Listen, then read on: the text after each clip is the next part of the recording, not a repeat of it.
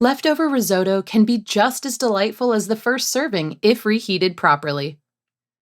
There are a few effective methods for reheating: on the stove, in the microwave, in the oven, along with steaming.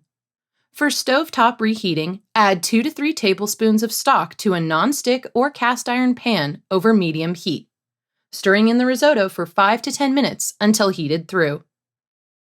In the microwave, mix risotto with butter or stock in a microwave-safe dish.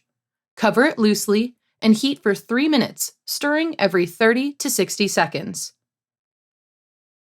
For oven reheating, preheat the oven to 350 degrees Fahrenheit, 177 degrees Celsius, add stock, and bake for 10 to 30 minutes while stirring occasionally. If you prefer steaming, place the risotto in a steamer basket over boiling water for about 20 minutes, reducing heat to low.